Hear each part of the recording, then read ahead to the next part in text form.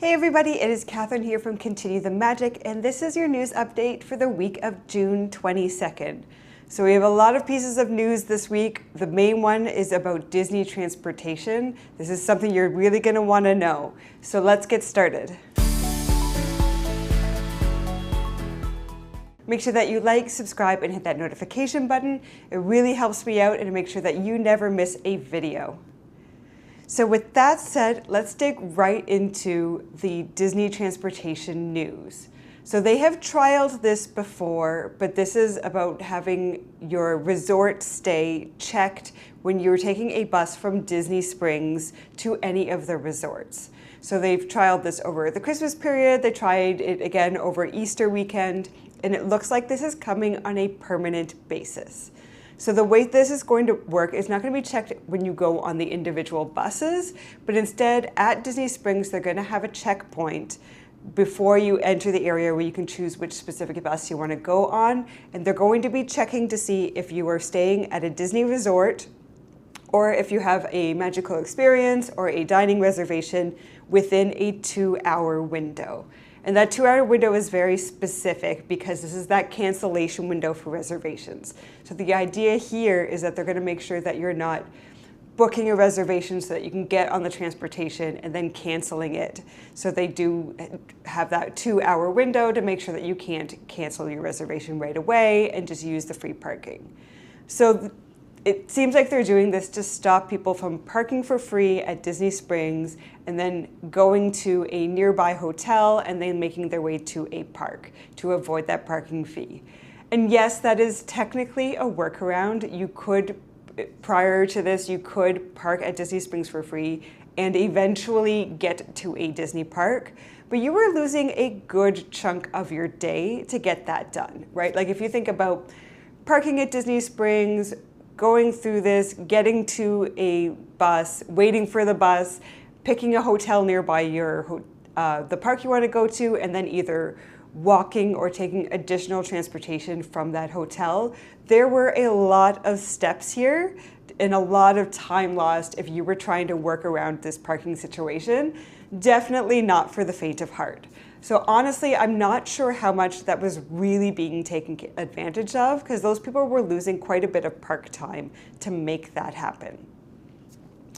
So with this in place, you can still go between resorts. So they're not going to make sure that you're only using the bus to your specific resort.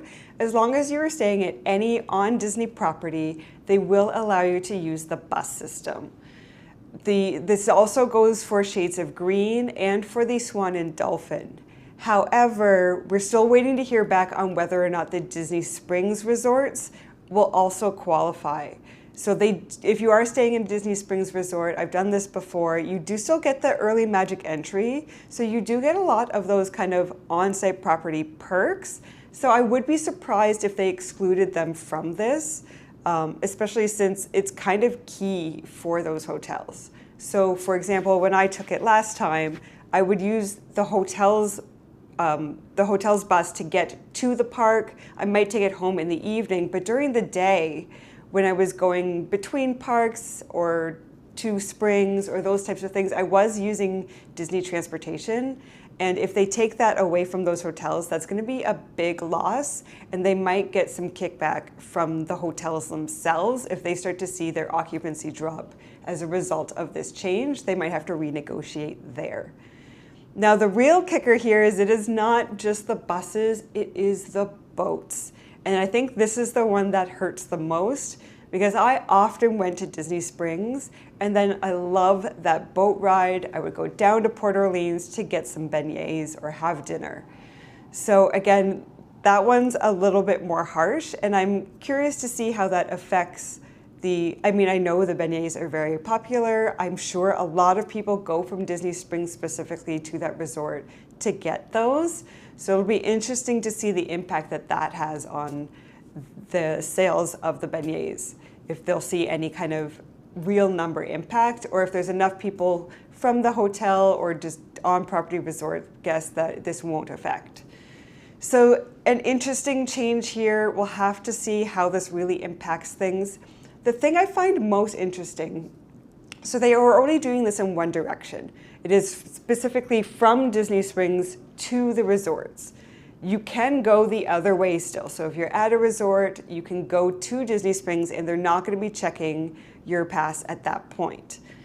So if you are an annual pass holder, you might, you have your parking included, so you can still resort hop. You can still go to, say, park at Hollywood Studios, take the Skyliner, take buses between the different resorts. That is not a problem. But interesting scenario here is that if at any point during that day you make your way over to Disney Springs, you're now in a scenario where you cannot physically get back to your car at Hollywood Studios without, I guess, paying for an Uber basically to get there. So you would have to kind of resort hop, and then if you wanted to go to, say, end your evening at Disney Springs, you would have to specifically go back to the resort or go back to Hollywood Studios, pick up your car and drive over to Disney Springs so that you don't get kind of stuck there at the end of the night. So I think there's some interesting scenarios here that haven't really been considered. So I'm interested to see how this one plays out. So hopefully this doesn't overly impact you. Again, as soon as I know whether or not it's going to affect the Disney Springs resorts, I will let you know that information. But this is kind of the big change that is coming to Disney World in the near future. So with that, we have a few other news updates we want to make sure that you know. So the first one is around the Monsters, Inc. coaster. So we do have steel going up here. Thank you to BioReconstruct for this amazing photo of the construction, but we are seeing that going vertical. It's nice to see the progress happening here. I'm very excited for what's coming to this land. I think this coaster is going to be super fun, so it's nice to see that we're making some real progress here. Next, we're going to hop over to the boardwalk. So we talked about this a while ago, that there's some big changes coming to the boardwalk, and we finally have some more details. So the first one is the replacement for Jelly Rolls. So this was the dueling piano bar that was there before. This is going to be replaced by Hurly-Burly. So again, during the day it's going to be a family appropriate restaurant, so you can go and have a meal there. But in the evenings, it's going to be a 21 plus music event space. So you'll be able to go, have some cocktails, listen to some live music. So it's nice to see that kind of energy that was at the boardwalk with Jelly Rolls, that is still kind of going to be in this area. The other one is they are bringing a basin to the boardwalk. So we were kind of speculating that this might be one of the options here based on the code name they were using. So we were expecting maybe a basin-like store, not necessarily a brand name basin store, but they are bringing that there. So if you're looking for your high-end soaps while you're staying at the boardwalk, this is now an option to you. I don't know how popular that's going to be in this space, but it is something new that is coming. And they did say that there is going to be a new quick service restaurant as well, but they didn't provide details on that yet. So as soon as we know what that's going to look like, I will be sure to let you know. So the next update is around Apple products. So you've already been able to download your Disney Park Pass to Apple or Android Wallet, but with the new update of the iOS 27 that's coming in the fall, they're adding a lot more functionality to that Apple partnership. So not only are you going to have your Park Pass, but you're going to have your lightning lanes on there. It's going to link to your Photo Pass. And this is also all going to work with your Apple Watch. So you're almost going to get a Magic Band functionality out of your Apple Watch now. So it's interesting to see them moving in this direction. Is this kind of a hint that the use of Magic Bands might slowly start fading out as people are more used to using their own kind of smartwatches or phones for these things?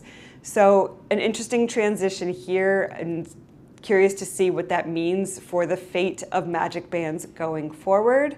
And if this also means that there'll be more partnerships with Android next to start enabling that functionality on Android supported smartwatches as well. Disney's bringing back a 2-day, 2-park ticket deal that they had last year, but they're actually expanding it a bit this time. So it is $199 and it gets you specifically into Epcot and Animal Kingdom only. So this is not for Hollywood Studios or Magic Kingdom. When they did this last year, this was specifically for Florida residents, but that restriction has been removed this time around. So this ticket is open to the general public. So again, it's $199 for 2 days in 2 parks. It's a very good price if you look at a day ticket price, but you are specifically only getting into Epcot and Animal Kingdom. Now let's look at the new details we got for the Lakeshore Lodge pools. So this is the new DVC that is coming kind of to that Fort Wilderness to Wilderness Lodge area. It looks gorgeous. I love the concept art, and the pools look incredible. So there is a 0 entry pool area with a water slide, so that's going to be gorgeous. This one's interesting because we actually have a lazy river in this one. So this is the Daydream River, and that you're going to get that lazy river experience at a DVC resort, which is very cool. They're also going to have 2 dedicated kids pools. And then this one I really love is if you go to another area, it's at the far end of the resort. In a quieter area, they're going to have a leisure pool. And this one actually gives you views of the Magic Kingdom fireworks over Bay Lake. So that is such a cool option that you could go and be in the resort pool and see those fireworks. I think that would be a super magical experience. Heading back over to Disney Springs, they have reopened the Oakley Store. So this shut down for a revamp, and they are now doing they have a custom lab there so that you can customize your frames and your lenses on site, or you can still pre-order them and have them delivered to your home. So that's a new feature at Disney Springs. Sticking around Disney Springs, Level 99 now has their opening date. They're opening June 29th, so this is really soon. So those ticket prices start at $29.99, and they offer an hour and a half or 2.5 hour time periods, and you can go and experience all of their different areas. So they have 63 life-size interactive experiences here, everything from head-to-head duels, challenges, and scavenger hunts. So a lot of options for things you can experience while you're here. And they do also have a bar, so you can have food and beverage while you're there as well, and make it a whole evening out. I'm really excited to experience this. I've been to similar types of things before on a smaller scale, so I would love to see what this is going to be like. Anything that gets you up and moving and trying something new, I love this idea, and I think it's a really good addition to Disney Springs. So now let's move over to some food updates. So first, at Satu'li Canteen, they are making some changes. So they've removed the cold brew flight, they've removed the matcha cold brew, and they are also removing the 2 wine options, and they are replacing these with new rum-based cold brew options. So they have a chai cold brew with rum, they have an ube cold brew with rum, and then they have a regular cold brew with rum and sweet cream. They're also offering a new option for their steamed buns. So before they kind of had that cheeseburger steamed bun, they're adding in a spicy pork option. So I think this is a really good addition. Now moving over to Paris in Epcot, they are bringing back their brunch for the Food and Wine Festival. Now this is specifically on Fridays and Saturdays only during the festival, and this is going to include pastries, baguettes, cheese, charcuterie, smoked salmon, and fresh fruits. So this also includes unlimited champagne mimosas, so if you want to kickstart your day, that's a nice option. So that's going to start on August 28th, and you can start booking your reservations on July 16th. So if you do want to take part in that buffet option at Paris, make sure that you get that booking date in your calendar. Next, let's talk about Eat to the Beach. So the full schedule has now come out, so you can see all of the artist options for that series. Some favorites here, so we've got Hanson coming from August 28th to the 31st. We've got New Found Glory on September 28th and 29th. Smash Mouth is coming back for the 30th and the 1st. We've got Boys to Men on November 2nd and 3rd. And this is one I would love to see is November 11th and 12th, the Beach Boys are coming. So a lot of returning favorites here and a lot of new artists. This is a great series. If you do want to guarantee some good seating, they do the kind of eat to the beat dining package, so you can go to a restaurant and you can have your meal experience, and that gets you reserved seating for the event. So for the sit-down restaurants, you do have to book this in advance. They do give a same-day option, and this is at the Regal Eagle. So this is the quick service restaurant over at the American Adventure Pavilion. So if you want day of, you decide you want to take advantage of that, you can go and eat there, and you still get that reserved dining seating for the event. Just keep in mind that this is on a first come, first serve basis. So obviously if those packages run out, so you're going to want to get there earlier in the day if you do want to take advantage of that.